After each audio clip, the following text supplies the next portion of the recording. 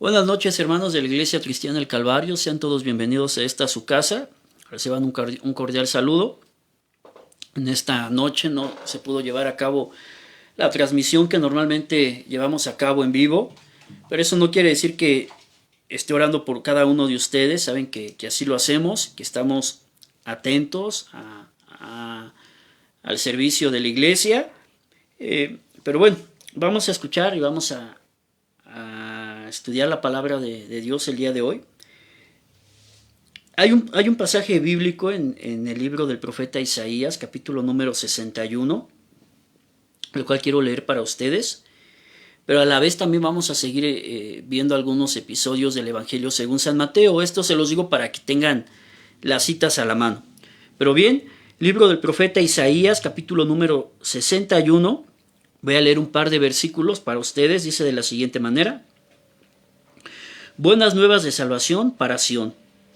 El Espíritu de Jehová, el Señor, está sobre mí, porque me ungió Jehová, me ha enviado a predicar buenas nuevas a los abatidos, a vendar a los quebrantados de corazón, a publicar libertad a los cautivos y a los presos apertura de cárcel, a proclamar el año de la buena voluntad de Jehová y el día de venganza del Dios nuestro, a consolar a todos los enlutados,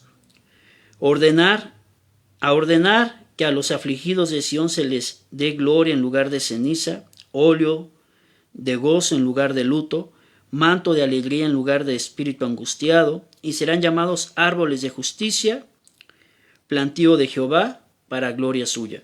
Perdón, es que traigo una lectura más chica y no la alcanzo a leer bien. Pero bueno, hace poco me hacían una pregunta, la cual me dejó pensando, hermanos. Y la pregunta era la siguiente. ¿Cuál fue el propósito de Jesús, de Jesucristo, de venir al mundo? ¿Cuál fue el propósito de Dios de enviar a Jesús aquí al mundo? Y creo que este pasaje o estos versículos que acabamos de leer del libro del profeta Isaías nos los deja totalmente claro. Dice aquí la Biblia, el libro del profeta Isaías, está hablando y se refiere a la profecía de Jesucristo, que el Espíritu de Jehová, el Señor, está sobre mí, porque me ungió Jehová y me ha enviado primero a predicar buenas nuevas a los abatidos. ¿Cuál fue el propósito de Jesús? Y lo leemos a lo largo de los evangelios, a predicar las buenas nuevas de salvación. Pero también dice aquí la Biblia, a vendar a los quebrantados de corazón, a publicar libertad a los cautivos y a los presos, apertura de cárcel, es decir, a dar libertad, a proclamar el año de la buena voluntad de Jehová y el día de venganza del Dios nuestro, y a consolar a todos los ordenados. Pero leemos en los evangelios, a lo cual le invito que vayamos al Evangelio según San Mateo, capítulo número 9, y tenga ahí abierto el Evangelio según San Mateo, capítulo número 9, versículo número 27. Evangelio según San Mateo, capítulo número 9, versículo número 27, y ahí tenemos un subtítulo, y dice: 2 ciegos reciben la vista. Oremos.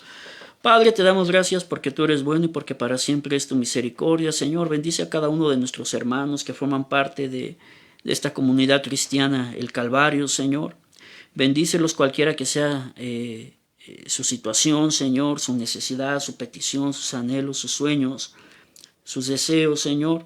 Yo sé que tú eres con cada uno de ellos y que tú los amas y nos amas, Señor, con un amor inagotable. Rogamos que tú los bendigas en el nombre de Jesús y que en el nombre de Jesucristo tú les des nuevas fuerzas como las del búfalo, Padre. Amén.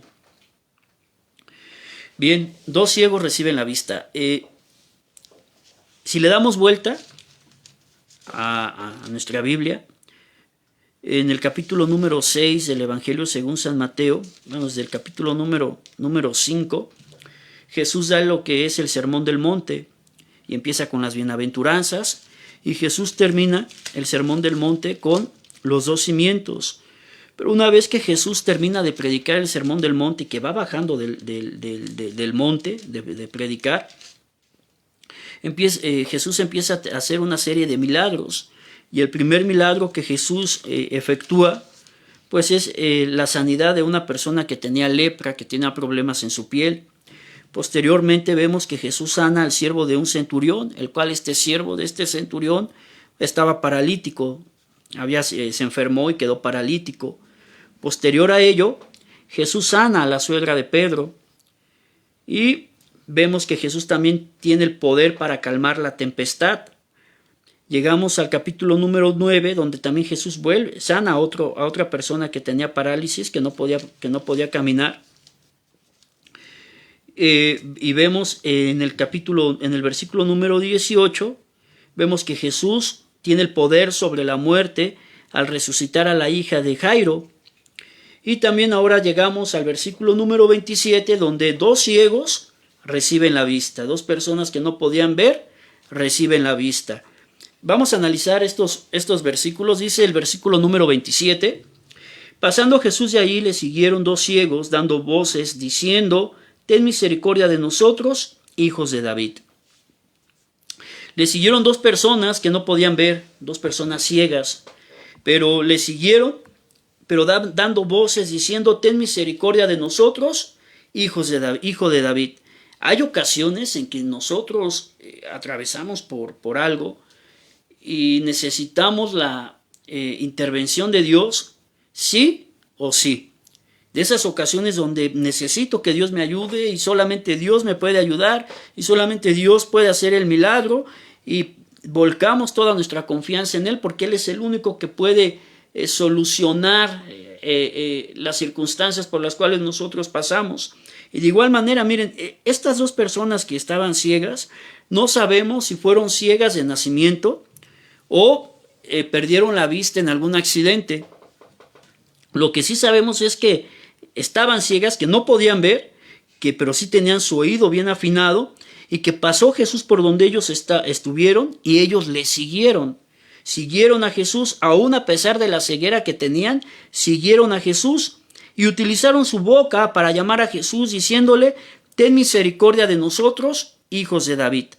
Posiblemente podemos entender o comprender que estas 2 personas ciegas ya habían escuchado del Mesías, ya habían escuchado que el año del Señor se acercaba, lo que acabamos de leer en el libro del profeta Isaías. Entonces estas 2 personas ciegas ya sabían de Jesús, ya sabían que Jesús estaba haciendo milagros y la fama de Jesús se empezaba a extender. Si bien recordemos que en la mayoría de los milagros que Jesús efectuaba o llevaba a cabo, les decía Jesús que no dijeran, que no lo divulgaran, sino que fueran y se presentaran a los sacerdotes. En esta ocasión, estas 2 personas ciegas le empezaron a gritar con insistencia, con ruego: ten misericordia de nosotros, hijos de David. Y llegando a la casa vinieron a él los ciegos, y Jesús les dijo: ¿crees que puedo hacer esto? Ellos dijeron: sí, Señor. ¿Crees que puedo hacer esto? Ahí es donde nosotros tenemos que centrar la mirada, si verdaderamente nosotros creemos que Jesús puede efectuar milagros. La palabra de Dios nos enseña que Él es el mismo de ayer, de hoy y por los siglos de los siglos. Nosotros tenemos que creer en que Jesús puede obrar, que Jesús puede sanar y que Jesús sigue haciendo milagros aún en este siglo XXI. ¿Crees que puedo hacer esto? Jesús estaba poniendo a prueba la fe de estas personas ciegas, la cual no sabemos tampoco el nombre de ellos, pero llama mucho la atención no solamente la pregunta de Jesús. Jesús es concreto en decirles: ¿crees que puedo hacer esto? A lo cual ellos respondieron: sí, Señor. Están diciendo: sí, creemos. Tú eres nuestro único recurso, tú eres la única opción que tenemos, tú eres el único que puede hacer cosas sobrenaturales y cosas imposibles. Si podemos desmenuzarlo, entonces podemos decir que estas personas ciegas le estaban diciendo al Señor Jesús: hemos escuchado de que tú liberaste a aquel endemoniado que estaba en el panteón, hemos escuchado que tú has calmado la tempestad, hemos escuchado que tú sanaste a una persona leprosa, que levantaste al hijo del centurión, que resucitaste al hijo de Jairo. Creemos también entonces que tú puedes darnos la vista y que puedes darnos la sanidad completa. Nosotros también tenemos que creer que para Dios no hay nada que sea imposible, que los milagros que se efectuaron en tiempos bíblicos también siguen vigentes para el día de hoy.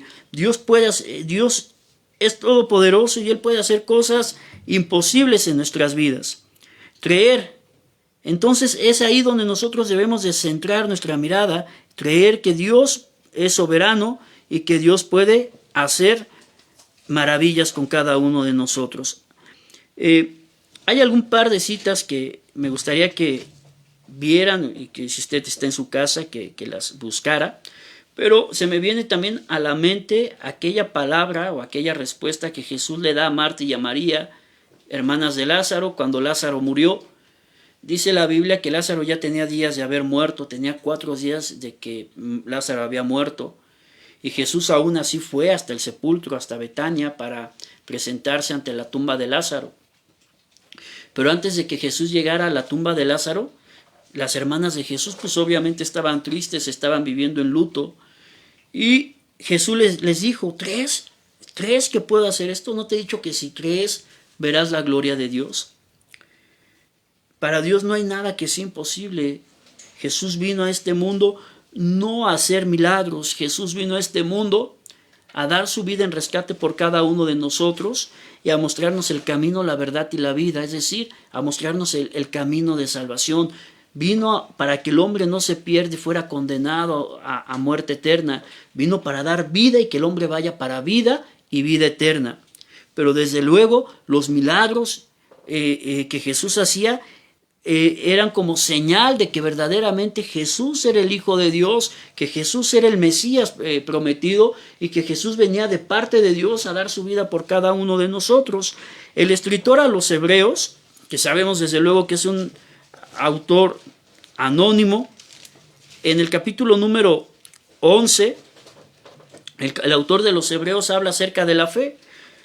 El versículo número 3 de este capítulo, Hebreos capítulo número 11, versículo número 3, dice de la siguiente manera: por la fe entendemos haber sido constituido el universo por la palabra de Dios, de modo que lo que se ve fue hecho de lo que no se veía. Y si leemos ahora el versículo número 1, nos explica acerca o nos da la definición de la fe. Dice la fe, ¿qué es la fe? Es pues la fe, la certeza de lo que se espera, la convicción de lo que no se ve, porque por ella alcanzaron buen testimonio los antiguos. Por la fe entendemos haber sido constituido el universo por la palabra de Dios, de modo que lo que se ve fue hecho de lo que no se veía. Entonces, por la fe nosotros entendemos haber sido constituido, que el universo fue constituido por la palabra de Dios, de modo que lo que se ve fue hecho de lo que no se veía. Todos, quizá en algún momento hemos escuchado algún milagro sobrenatural que ha pasado, y no solamente, digamos, aquí con nosotros como cristianos. Hemos escuchado quizá de algunos otros santos gente que ha volcado su fe a los santos. Lo vemos el 12 de diciembre, cuando la gente va a la basílica y se va de rodillas. Esa es su fe, esa es su creencia y están arraigadas a ella y tiene que ser respetable. Pero nosotros que conocemos al Dios vivo y al Dios poderoso, entendemos haber sido constituido el universo por la palabra de Dios, de modo que nosotros lo que se ve fue hecho de lo que no se veía. Debemos de tener esa confianza, esa convicción firme que para Dios no hay nada imposible. Primera de Juan capítulo número 5 versículo número 13. Primera de Juan capítulo 5 versículo 13, también lo leo para ustedes. Dice de la siguiente manera, dice: estas cosas te escribo a vosotros que creéis en el nombre del Hijo de Dios, para que sepas que tenéis vida eterna y para que creas en el nombre del Hijo de Dios. Estas cosas te escribo a vosotros que creéis en el nombre del Hijo de Dios. Mire, si usted ya está viendo este video, si usted acude a la iglesia, es porque usted ha creído en el nombre del Hijo de Dios y porque sabe que Dios es un Dios poderoso que puede hacer cualquier cosa. Debemos de creer en las cosas sobrenaturales. Debemos de creer que para Dios no hay nada imposible. Debemos de creer que por la mano de Dios y teniendo fe en Dios es como Dios va a obrar en cada uno de nosotros. Sin importar qué es lo que estemos pasando, qué es lo que estemos viviendo, qué tan enfermos estemos, si estemos arreglando algún trámite, algún asunto, y quizá muchas veces decae el ánimo, etcétera, pero tengamos la fe en que Dios está con nosotros. Jamás nos olvidemos de Dios, aunque un meteorito caiga a la tierra, aunque los montes se traspasen al fondo de la mar, pero nunca dejemos de creer en Dios, en que tenemos un Dios soberano, en que tenemos un Dios poderoso y en que Dios está con cada uno de nosotros. Entonces a esta persona la respuesta que le di, haciéndome la pregunta, bueno, entonces ¿a qué vino Jesús al mundo? Si estamos viendo guerras, estamos viviendo pestes, estamos viviendo periodos de destrucción, periodos de maldad. Efectivamente, la palabra de Dios se tiene que cumplir y los días que se avecinan son días malos, son días oscuros. La Biblia no nos habla ahorita de días buenos. Todos los días que ahorita se estén avecinando son días malos, son días oscuros, son días difíciles. El propósito de que Dios o que Jesús vino aquí al mundo es para darnos vida y vida eterna, para que todo aquel que en Él cree no se pierda, mas tenga la vida eterna. Que el Señor les bendiga, hermanos de la Iglesia Cristiana del Calvario. Sean todos bendecidos. Sigamos orando por nuestras actividades que tenemos en Semana Santa, ya se aproxima. El día domingo tenemos nuestro servicio a las 11 de la mañana. Sean todos bienvenidos. Trate de llegar puntual para que puedan estar presentes en el estudio bíblico que se está compartiendo. Sean todos bendecidos, que pasen una excelente noche y que Dios los bendiga. Y nunca, hermano, nunca deje de creer en que Dios cumplirá su propósito y en que Dios cumplirá su palabra en cada uno de nosotros. Que el Señor les bendiga y que tengan una excelente noche.